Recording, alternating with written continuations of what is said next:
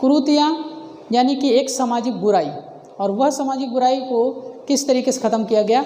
बस 2 मिनट इसमें भी दीजिए, 2 मिनट के अंदर ये हमेशा के लिए तैयार हो जाएगा, आप कभी गलत नहीं करोगे। सामने एक ट्रिक है आपके, सब विद कै शिशु जान एलय साई नर के दान। आपको ये ट्रिक को थोड़ा सा अजीब लगा होगा, लेकिन इसको आप अप्लाई करिए पूरी तरीके से, देसी ट्रिक है। सब विद कै शिशु जान एलय साई नर के दान। अब आप इस ट्रिक को सुबह दोपहर शाम एक एक खुराक ले लेना है, बस 2 दिन तक आपको लेना है, आपकी तबीयत ठीक हो जाएगी और ऐसे क्वेश्चन गलत आप नहीं करोगे। तो ये क्वेश्चंस को, इस ट्रिक्स को हम देखते हैं अच्छे तरीके से कि क्या है इसका मतलब।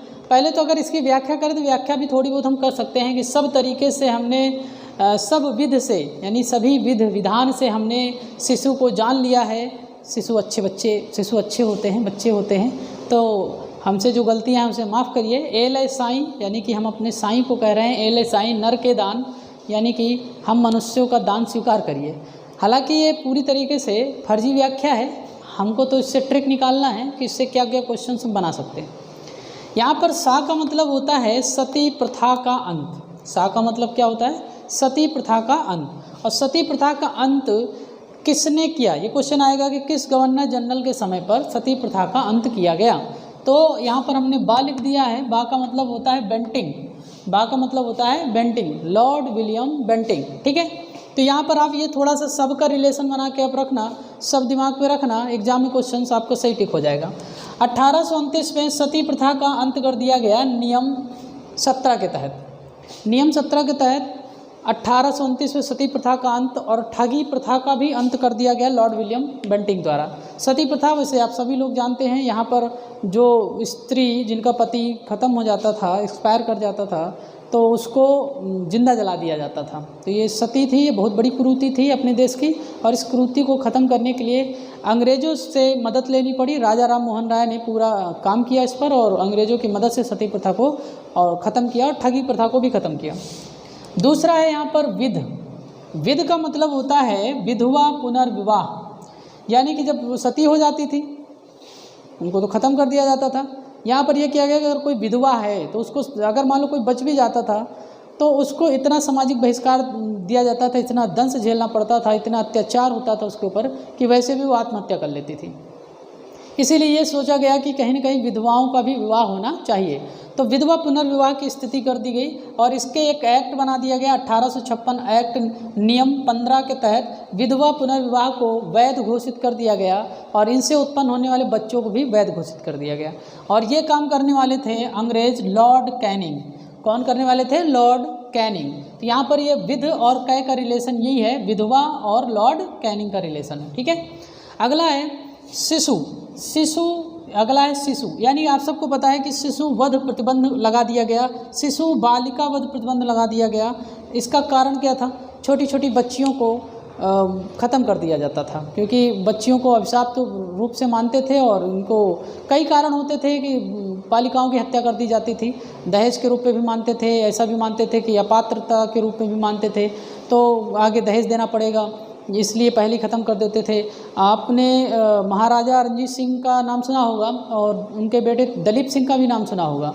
तो दलीप सिंह ने खुद लिखा है ये बात। दलीप सिंह ने खुद लिखा था कि किस तरीके से हमारे यहाँ हमने देखा है, अपने आंखों से देखा था कि छोटी छोटी बच्चियों को किस तरीके से बोरियों में भरकर नदियों में फेंक दिया जाता था। ये बहुत गलत कुरीति थी, और इस कुरीति को ख़त्म करने के लिए अंग्रेज़ों की मदद लेना पड़ा, और अंग्रेज़ों ने इसको 1795 में बंगाल नियम 21 के तहत ख़त्म कर दिया गया। उस समय कौन थे? जॉन शोर थे। जॉन शोर ने इसको सबसे पहले शिशु वध पर प्रतिबंध लगा दिया था 1795 में। 1804 में वेलेजली ने भी प्रतिबंध लगा दिया था, शिशु वध प्रतिबंध, शिशु बालिका वध प्रतिबंध 1804 में वेलेजली ने भी इस पर प्रतिबंध लगाया था। आगे चल के फिर और कुछ अंग्रेज़ों ने भी काम किया था, कहीं न कहीं फिर भी हत्याएँ हो जाती थी। अगला यहाँ पर ट्रिक है आपका ए का मतलब होता है यहाँ पर age of consent act. Age of consent यानी कि यहाँ पर बालिकाओं को जो जल्दी विवाह करा दिया जाता था, बाल विवाह करा दिया जाता था, तो उसके लिए एक कानून पारित हो गया कि किसी भी लड़की की उम्र 12 वर्ष से कम नहीं होनी चाहिए बाल विवाह करने के लिए। तो 12 वर्ष से कम होगी तो आप कानूनन अपराध होगा। और ये काम करा था जिस अंग्रेज ने, उसका नाम है लैंसडाउन ने काम किया। एज ऑफ कंसेंट एक्ट 1891 में एक एक्ट पारित हुआ था। ये आपको एल से याद हो जाएगा। ए का मतलब हुआ एज ऑफ कंसेंट एक्ट और लय का मतलब हुआ लैंसडाउन। ठीक है, इसके बाद एक और आता है साई का मतलब यहाँ शारदा एक्ट आता है। शारदा एक्ट जो लेके आते हैं इनका नाम होता है हरविलास शारदा। 1929 में एक्ट आता है हरविलास शारदा, और हरविलास शारदा इसको लड़का और लड़की की उम्र इसमें निर्धारित करते हैं। लड़का और लड़की की उम्र निर्धारित की जाती है, मेल एंड फीमेल। तो लड़का की उम्र हरविलास शारदा के अनुसार 18 वर्ष होती है और फीमेल की उम्र होती है हरविलास शारदा के अनुसार 14 वर्ष।